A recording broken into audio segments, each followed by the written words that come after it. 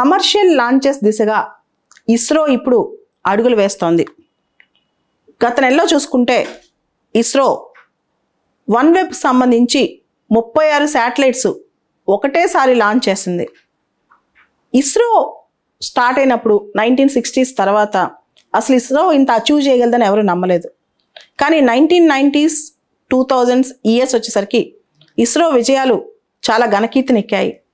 మొదట్లో దేశీయ అవసరాల కోసం ఇస్రో పనిచేసింది. ఇప్పుడు విదేశీ శాటిలైట్స్ కూడా మనం లాంచ్ చేస్తున్నాం అన్నమాట. అయితే ఇప్పుడు స్వదేశీయంగాను విదేశీయంగాను శాటిలైట్ లాంచ్ ఖర్చులు తగ్గించుకోవాలంటే, కాస్ట్ ఎఫెక్టివ్గా మార్చుకోవాలంటే మనం ఒక పద్ధతి రీయూజబుల్ లాంచ్ వెహికల్స్. ఇతర దేశాల్లో కొన్ని డెవలప్డ్ కంట్రీస్లో ఆల్రెడీ స్టార్ట్ అయిపోయాయి. స్పేస్ ఎక్స్ లాంటి ప్రైవేట్ కంపెనీ కూడా ఫాల్కన్ సిరీస్తో రీయూజ్ లాంచ్ వెహికల్స్ని వాడుతోంది.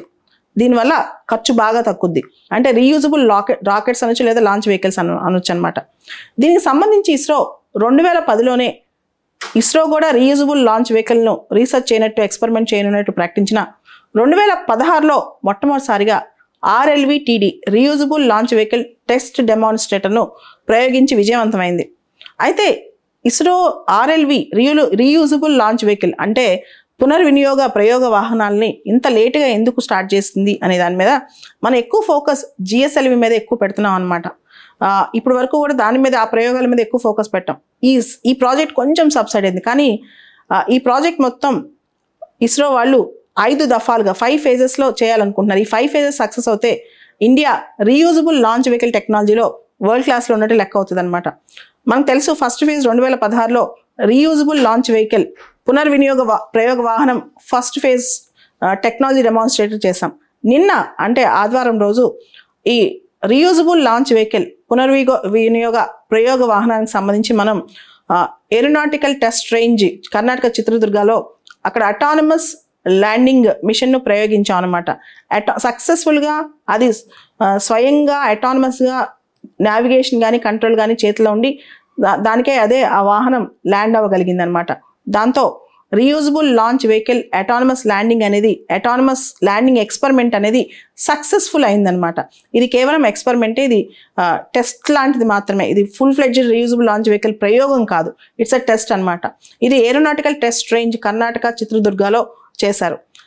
ఈ రీయూజబుల్ లాంచ్ వెహికల్ని చినూక్ హెలికాప్టర్కి వేలాడదీస్తూ 4.5 కిలోమీటర్లు ప్రయాణించి అక్కడ వదిలిపెట్టారు. అక్కడి నుంచి మళ్ళీ ఇది స్వయంగా కిందికి వచ్చిందనమాట. అటానమస్గా కిందికి వచ్చేసింది అనమాట. దీని నావిగేషన్ అండ్ కంట్రోల్ సిస్టమ్స్ పూర్తి స్థాయిలో పనిచేస్తున్నాయా లేదా అని టెస్ట్ చేయడం కోసం పూర్తి స్థాయిలో పనిచేస్తూ ఇది విజయవంతమైందని చెప్పి నిన్న ఇస్రో ప్రకటించింది కూడా. ఇది ఈ రీయూజబుల్ లాంచ్ వెహికల్ అనేది ఎయిర్ క్రాఫ్ట్ లాగా కనిపిస్తుంది. ఒక ఫ్యూసిలేజ్ అంటే ఒక బాడీ ఉంటుంది, ఒక నోస్ ఉంటుంది, 2 వింగ్స్ ఉంటాయి, 2 వర్టికల్ టైల్స్ ఉంటాయి.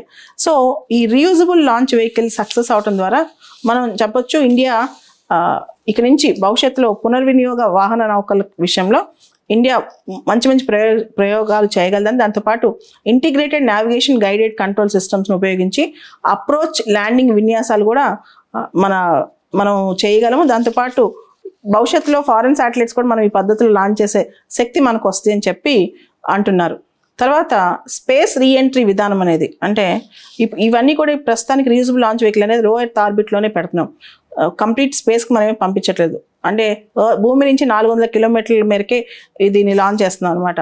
భవిష్యత్తులో స్పేస్ రీఎంట్రీ లాంచింగ్ అనేది, అంటే స్పేస్ రీఎంట్రీ వాహనాలు అనేవి కూడా ఖచ్చితమైన పరిస్థితుల్లో మళ్ళీ తిరిగి స్వయం ప్రతిపత్తితో మళ్ళీ భూమి మీదకి వచ్చి ల్యాండ్ అయ్యే ప్రయోగాలు రాబోతాయి.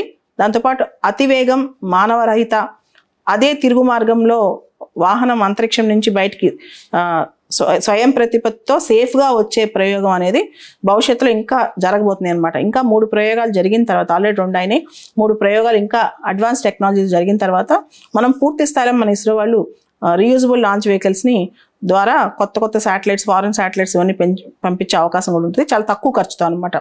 అంతరిక్షంలోకి తక్కువ ఖర్చుతో చేరుకునేందుకు పూర్తిగా పునర్వినియోగ ప్రయోగ వాహనం కోసం మనం అవసరమైన సాంకేతిక పరిజ్ఞానాన్ని అభివృద్ధి చేసుకుంటున్నాం. ఇంకా కొంత ముందుకెళ్తే కనుక ఇది పూర్తి స్థాయిలో మనకు పనిచేస్తే, ప్రస్తుతానికి RLV మాత్రం విమానం లాగా పనిచేస్తూ ఉంటుంది అనమాట. ప్రయోగ వాహనాలు, విమానం రెండింటికి అంటే కాస్త లాంచ్ వెహికల్, విమానం రెండింటిని కలిపి హైబ్రిడ్ లాగా ఇది కనిపిస్తూ ఉంటుంది. భవిష్యత్తులో ఇంకా అడ్వాన్స్డ్ వెర్షన్ ఆఫ్ RLV భారతదేశానికి మన ప్రయోగాల్లో రాబోతుందని కూడా అర్థమవుతుంది.